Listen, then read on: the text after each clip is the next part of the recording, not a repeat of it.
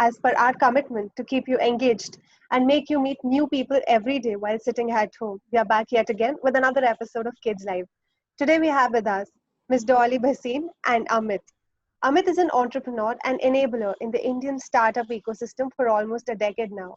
He advises companies on the Indian entry strategy. He's also a TEDx speaker and works closely for some government initiatives. We also have with us Dolly today. Ms. Dolly Bhasin is the MD of SPH Consultancy and Eservices Private Limited, an engineer by education, innovator at heart, and a knowledge entrepreneur by choice. Her passion to develop the innovation ecosystem in India has led her to conceptualize a SMARTEDGE platform which has impacted over 7,000 entrepreneurs in the last 2 years for experiential learning and innovation. She has in the past 20 years impacted over 60,000 entrepreneurs through 50 plus projects. Welcome, ma'am. Welcome, sir. Thank you, Aditi. So before we get Dolly to talk about herself, I'll give a quick context. I have met Dolly on different occasions in different events, and I've always it's just those positive vibes which I get from Dolly, because she has been in running communities and helping entrepreneurs. I think I've been in the ecosystem for the last 10 years, and I've seen her since I started. That she has been the epitome of just being there, helping entrepreneurs, with all whatever she can possibly do. So, thank you so much for taking your time, ma'am. I think you're the only person in the ecosystem I can call, ma'am. I tell Aditi that we should have people from first name, but I think it's the respect which comes from sir or ma'am, and that's something which I have for you. So can you probably share more about your own journey? From, because we're talking about kids here. From your own journey, starting from your childhood, your engineering days, and whatever you're doing today.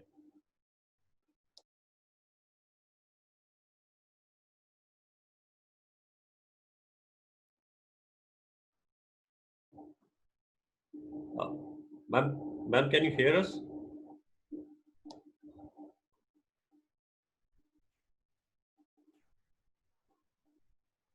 I think she is not able to hear us. I think this network is going to give us a hard time today. It seems like, Aditi. So let's wait for her to join back. In the meantime, we can probably talk about the initiative a little more, and then whenever she joins back, she can she can talk about her initiatives. Yeah, so in the meanwhile, why don't you tell us something about Kidzpreneur? Right. So Kidzpreneur. This is something which I've been talking to people, every now and then. Kidzpreneur started because I started in my school as an entrepreneur. Uh, I, I think ma'am is back. Ma'am, can you hear it? I'm back. Yes, I'm back. I'm Yes. sorry, this internet connection is giving problems, so I have to stand by, just shifted to another connection. No worries. So I will just repeat my questions, ma'am. My question was if you can talk more about your childhood, your engineering days, and whatever you're doing for the last 2 decades. That will be great. Right, it's actually 3.5 decades now, so, but 2 decades purely for entrepreneurship. So I started, I'm an electronics and communication engineer, and I was very fortunate that right from the beginning of my journey as just out of college, I had an opportunity to innovate for one of the first digital labs in the country. In fact, this was, I was one of the junior most employee of the university, and I got an opportunity to design the first digital lab, which was for 14 universities which were to start a digital electronics course. And I happened to talk the technical board, and I had almost 10% marks in digital electronics. So my immediate boss, he said, why don't you design something for us for this particular program? And uh, with the kind of entrepreneurial mindset that I had, I said, okay, why not? I have nothing to lose if your program goes wrong. I mean, it's not my fault because I am just a start. I mean, uh, I didn't have anything to really kind of lose. And in less than 60 days, designed one of the first digital labs with 60 experiments, which went into 14 universities. So in 6 months time that I was there in that organization, I represented the entire UGC, I mean my college for the UGC national level program. And it's a headline story of all newspapers. So that's how my innovation journey started. Though I was a trainee in that organization, not even a full-fledged employee of the university. So 15 years I've been as a career professional. I honed all skills in terms of switching from a service engineer to a marketing person and then a projects person. So in the span of 15 years, 3 companies did some very innovative work in each one of the areas that I worked on. And I can say to my credit about 20 technologies that I brought into India for the first time in the country. And worked on some of the projects as large as defense systems, defense networks, to MTNL's first call center, to I've forgotten count. So 50 crores worth of projects was the kind of amount that I had done.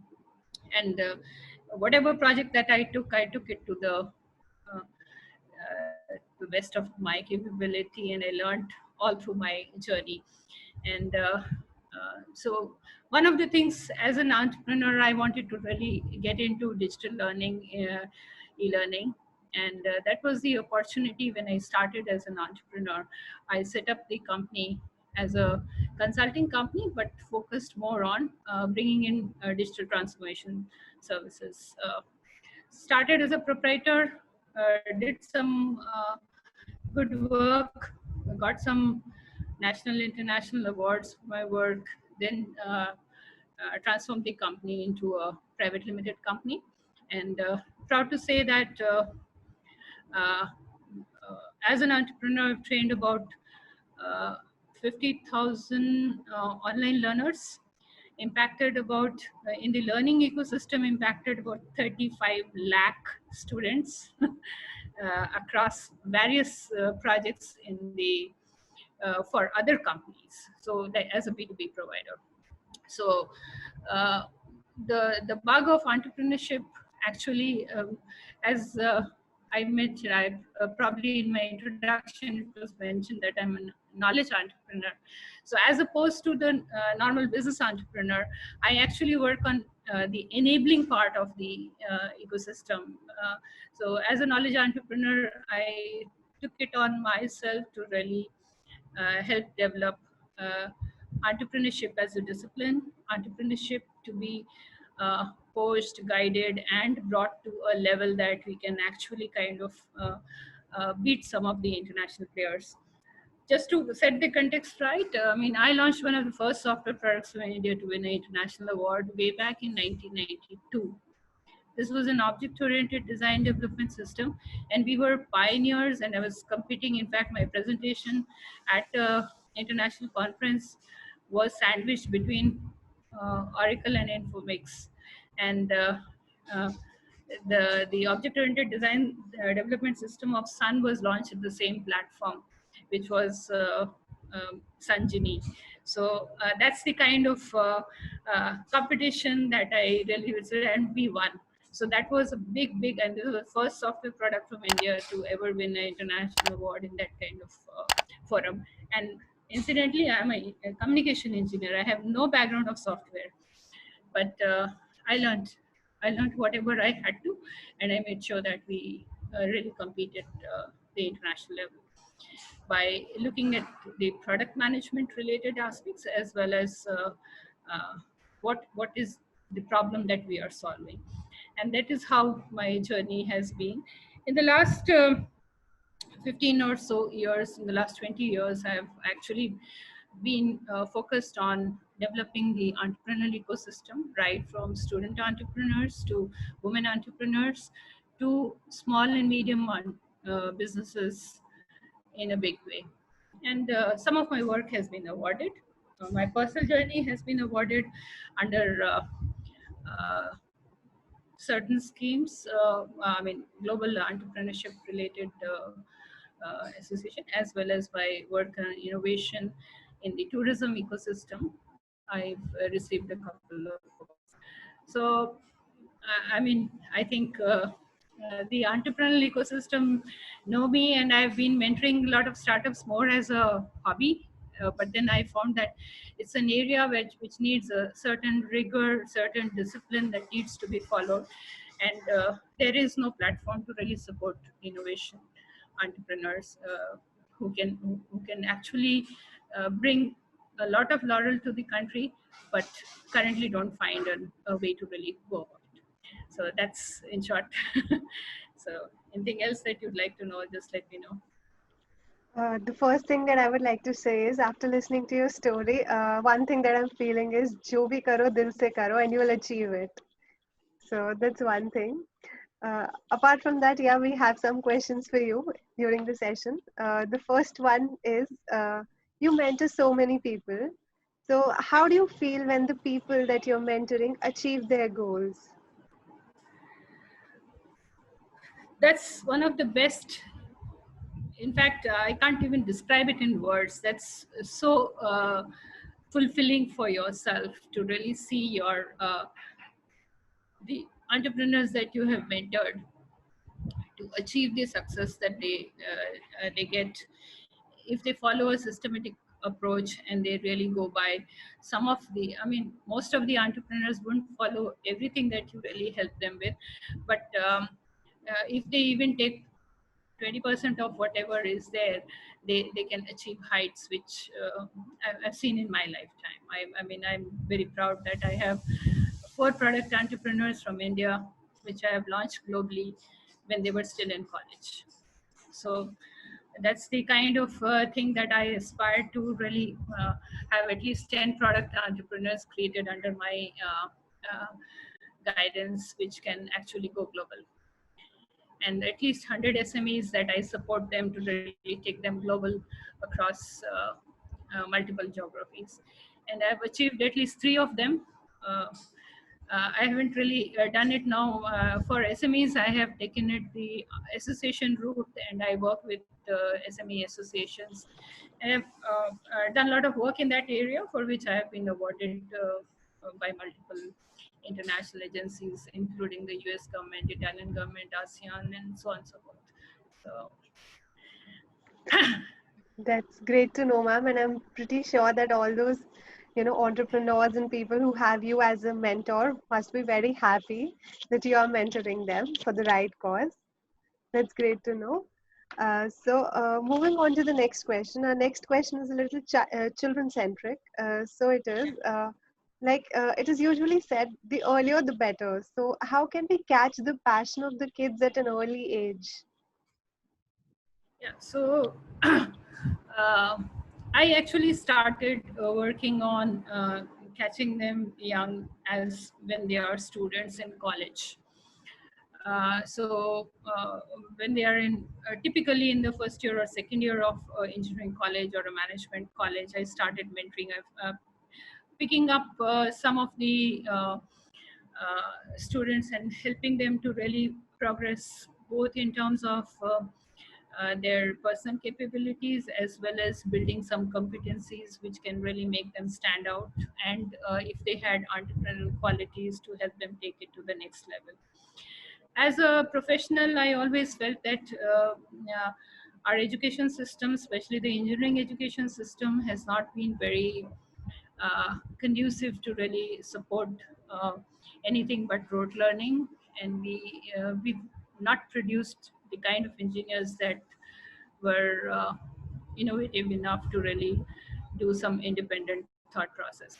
So, but since the last year, I've also started working with students in the school level, And in the last 1 year, I've kind of taken one school, or rather adopted a school, and ran innovation programs for them, different kinds of innovation programs for different um, uh, class levels, grade levels, right from the grade 2 to grade 11.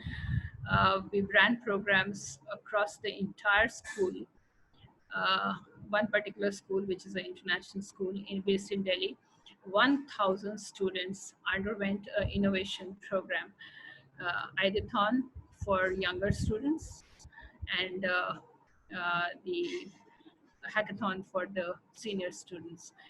And the result is amazing. I mean, they won some of the international challenges, and so it's like institutionalized now, that there is a process which has been set, and now this is going to go on, and it's going to really become a de facto standard maybe for other schools to really emulate. So it's very important to really kind of inculcate that idea. Earlier, I was of the opinion that engineering college or college level might be good enough to really hone these their talents at the entrepreneurial level. But I find that the students, and it so happened that I started uh, doing this when I was doing the hackathon. In two of my hackathons, I found the students from one of the schools winning a college level hackathon. So, the same team won at two different hackathons with two different themes, with two different kind of geographies that we're talking about. And I said, let me then look at the school ecosystem also, especially the senior schools. When we did a program at senior school level, the result was that all the juniors also wanted to really do the program, and it just cascaded into this thing. So I think it's very vital that every student at a very early age gets an exposure to entrepreneurship, not as becoming an entrepreneur, but the entrepreneurial mindset, which is what is the future of work. Work in future is not going to happen uh, in a office. It's going to happen the way we are working today in the pandemic. It will be remote, it will be working from home or working through distance collaboration, and so on and so forth. And hackathons are very good methods, ideathons are very good methods to really bring this collaborative spirit into this thing, which is what I've been promoting and propagating amongst all the entrepreneurs that I'm mentoring. It's not possible to mentor 7,000 students in one go in a 2 or 3 years. It's only possible through a collective approach, which is what I have done. And I think if Amit will remember, the first hackathon that I did was the one which he was also there at Paytm. So that was my first mentoring at one of the hackathons way back. I think Amit, you remember which year was it? I I think it was 10 or 11, 2010 or 11, Yeah, almost 10 yeah, I years, think 12 11 or years back. 12. I think 2011. Yeah, 11, 2000. So, so that's how, I mean, there is absolutely no this thing that people, whoever has participated, you can find some of them really running successful entrepreneurship journeys and building a whole lot of products, or at very, very senior positions in the startup ecosystem. That's great to know about all your initiatives and how you're working for the kids and the young people also. So I think this is, going to give a motivation to the budding entrepreneurs. Also, there's one last question from my end that I would like to ask. Apart from hackathons and the programs that you're already, the already running programs, how can we involve innovativeness and creative thinking in the curriculum of kids in school? Yeah, so I believe that experiential learning is the way to go. when I say experiential learning, I don't mean that you sit in a classroom and try to do something which is bringing in some kind of this thing. People, the kids have to be exposed to real life problems.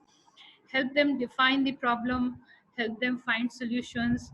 Solution may be good, bad, whatever, but let them really take the ownership.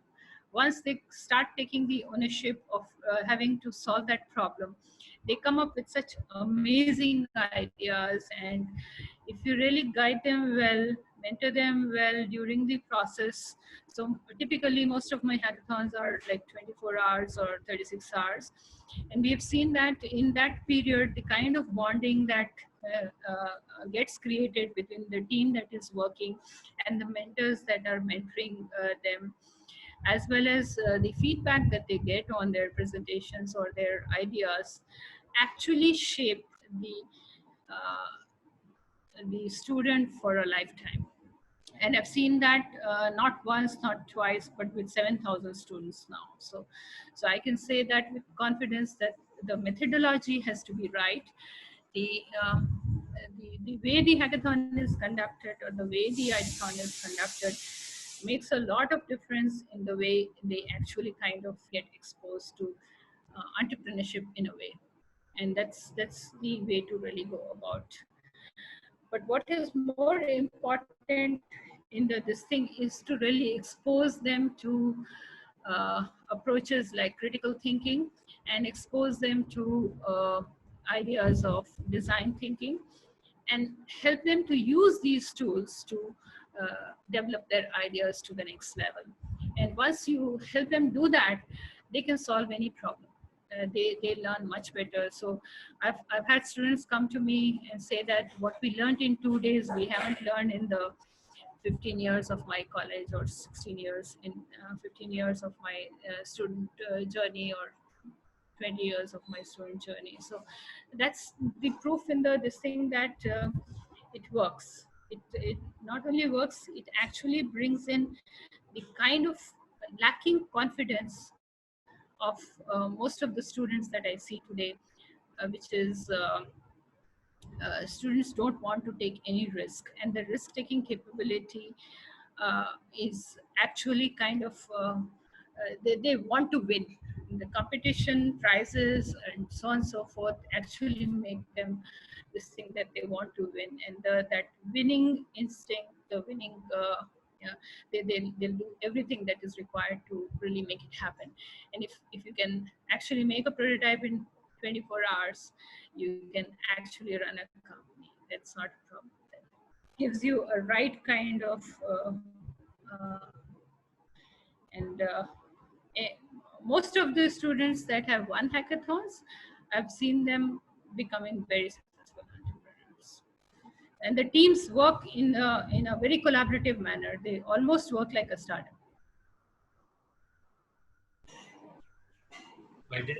I think whatever I have been hearing from you, it's kind of validating whatever we are trying to achieve with Kidzpreneur, because there is too much grounds to cover.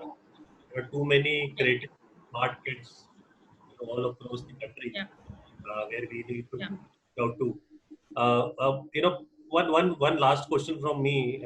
So while you've been working with all these folks, all these students, entrepreneurs, at different age groups also, the common thread, and this is on my own experience, the common thread is that there are people who are, who wants to do different, or they have this competitive edge, so they're looking at healthy competition. Is this something which we should promote consciously, or it should just happen? The healthy competition. Let me go back to the reason why I actually went into this area. So as an edtech entrepreneur, when I started my journey, I actually built the first online learning platform way back in 2001. And between 2001 to 2004, I had something close to about 35,000 students online learning. And this is the time when, I mean, the kind of internet that we have today was just not available. we had absolutely crappy internet, hardly any digitalization of processes within this thing. But fortunately, I chose a sector, which is the insurance sector, which had opened up, government had opened up insurance sector, and the banks had already done a lot of automation, especially the nationalized bank and the private sector banks had come in. And I was fortunate to be involved with ICICI Bank right from the day it started, right from doing their consulting to their programs across multiple years. And this actually gave me this thing to really find out those opportunities in which they can actually train the people much faster, much easier, and really take this thing. And I conceptualized bank assurance program, which was something that really made the difference. So for entrepreneurs to succeed, they need to scale. And for scaling, they need to have two things: a differentiating value proposition. One of the differentiating value proposition can be innovation. The other could be the competitiveness. So if we try to really bring or inculcate the innovation and the competitiveness right from a very early age, it really helps. And when I say competitiveness, I don't mean uh, to really become number one or number two. Competitiveness is basically trying to find what is that, look internal as well as look at the external opportunities and try to be competitive in the space that you are good at. So it doesn't mean you don't have in fact, in most of the hackathons that I have, I do, I try to really bring in one or two specialized uh, uh, what do you call incentives for the disadvantaged, in the sense that especially knowing me, you might be seeing that I picked women entrepreneurs to really take up hackathons, or women girls to really start hackathons. And today I'm very proud that last month we did all women hackathon on an all India basis with 500 participants all across the country. 200 plus teams. We had to do 4 rounds of evaluation to really get, and doing it online across the country with the kind of internet that we have. And 36 hours hackathon went into 46 hours hackathon, and that is how so when you do these kind of things, you can't really evaluate 3 teams getting prizes, because one project might be very different from the other. One is an AI based algorithm, and other one is a simple uh, mom pop kind of idea. So that idea has been built very well. So as per as the grading criteria of the hackathon or the organizers, somebody else might be winning, but that team should not be penalized. So I always make sure that I work as a knowledge entrepreneur, and I actually be the knowledge partner of the hackathon, and make sure that we have specialized incentives for the teams that have really done very well in terms of understanding the problem, solving the problem, and bringing out a prototype which is really worth to be taken and built as a product. So that is how we differentiate, and that is why is that both are important, innovation and competitiveness.